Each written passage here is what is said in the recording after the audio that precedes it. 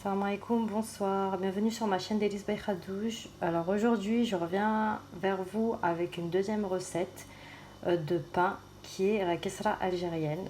Donc c'est un pain que je fais plus particulièrement quand j'accompagne la reja ou la tchouka. Donc ce soir j'en ai fait une et donc je fais le pain. La recette est déjà disponible sur mon compte Instagram Délices by Khadouj, mais la publication où j'avais mis les mesures n'y est plus. Donc elle est disponible sur mon blog delisbykhadouj overblog.com. Donc j'espère que ça va vous plaire. N'hésitez pas à liker ou à commenter si vous avez des suggestions à faire. Donc pour commencer, dans la recette initiale, il faut 500 g de semoule extra fine. Moi, dans la kessa algérienne, ce que j'aime bien, c'est sentir les grains de la semoule. Du coup, je mélange, je mets 250 g de semoule extra fine. Donc là, je vais la mettre dans mon bol. Et 250 g de semoule fine. Donc elle est un tout petit peu plus épaisse. Et en fait, ça permet de bien sentir la semoule. Donc je vous mets ça là comme ça pour que vous voyez bien. Je rajoute ensuite une cuillère à café de sel. Donc je mélange d'abord la semoule et le sel.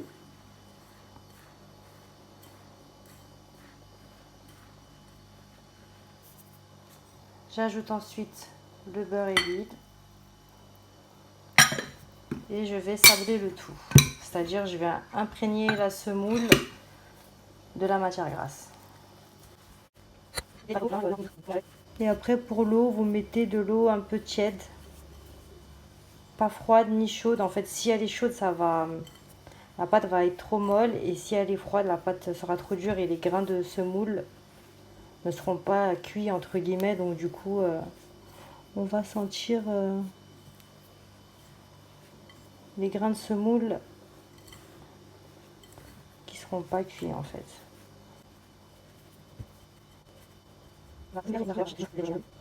Je vais rajouter l'eau petit à petit. Donc cette pâte là, il ne faut pas la pétrir, il faut juste mélanger et voir si elle tient bien. Donc voilà, j'ai mis 3/4 de mon verre. Voilà, sans pétrir, on amasse juste la pâte en fait avec l'eau.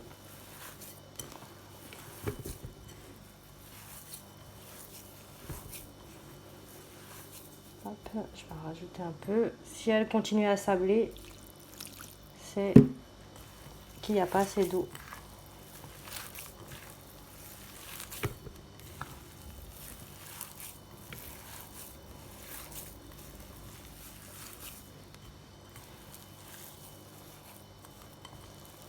Donc là, je retourne la boule. Donc voilà, la pâte se tient bien. Et en fait, ça fait pas une boule lisse.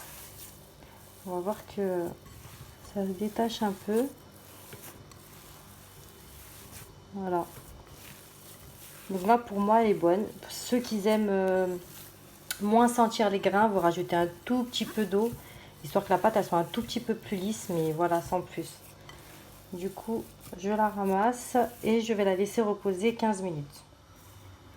Les 15 minutes sont passées, donc là j'ai laissé la pâte reposer. Donc en fait, le fait de laisser la pâte poser, c'est que la semoule va boire l'eau, donc ce qui va entre guillemets la cuire légèrement avant la cuisson. Donc j'ai divisé la pâte en deux et je vais former donc la kesra à l'aide d'un rouleau pâtissier. Donc là, on essaie de faire une boule bien régulière, comme ça sera plus facile à étaler et quand on étalera, ça sera le plus rond possible. Et du coup, on essaye de l'étaler en gardant cette forme bien ronde. Donc, et on l'étale sur environ 1 cm d'épaisseur, petit à petit.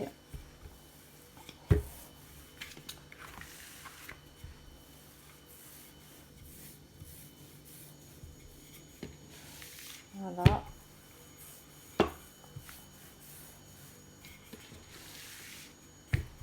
Après, pour ceux qui l'aiment plus épaisse, ils peuvent bien sûr la faire plus épaisse.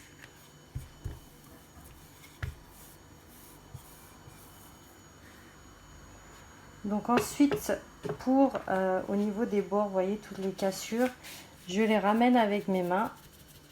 Donc là, pour former, pour que ce soit plus net en fait, et qu'on voit moins les cassures. Donc là, vous pouvez prendre vos deux mains et ensuite vous appuyez, vous pressez en même temps en fait.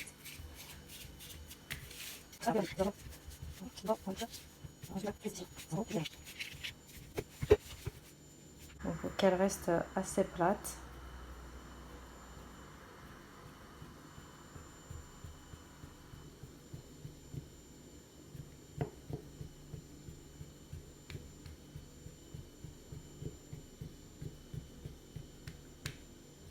Et voilà. Donc ensuite, on va la prendre et on va la mettre sur une poêle anti-adhésive sans avoir besoin de matière grasse, vu que la pâte est déjà un peu grasse. Donc je reviens vers vous pour la cuisson parce qu'il y a déjà la première kessara qui est sur la poêle. Donc on revient à la cuisson de la kessara. Comme vous avez vu tout à l'heure, en fait pour déplacer la kessara, pour éviter de la casser au maximum, moi j'étale ma pâte sur un set de table. À la base c'est pour éviter de salir ma table, etc. Et en fait, ce que je fais, c'est que je retourne le set de table avec le pain directement. Donc je le retourne comme ça et le pain va tomber sur la poêle sans besoin de le manipuler ou au risque de le casser, etc. Donc là, je fais cuire feu moyen. Ensuite, pour retourner la kessra, on prend une spatule et on va jusqu'au bout pour éviter qu'elle casse. Et on l'accompagne et on la tourne. Et voilà. J'ai une kessra bien dorée de partout. Donc là, on va laisser encore 5 minutes. Appuyer un peu avec ça. Donc là, je pense 5 minutes à feu moyen. On surveille un peu quand même. Et la kessra est prête.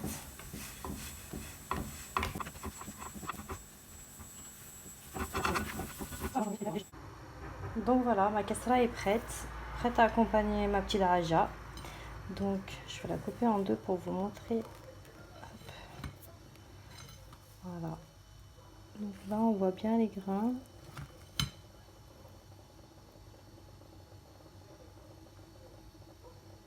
Comme j'aime. Légèrement croustillant.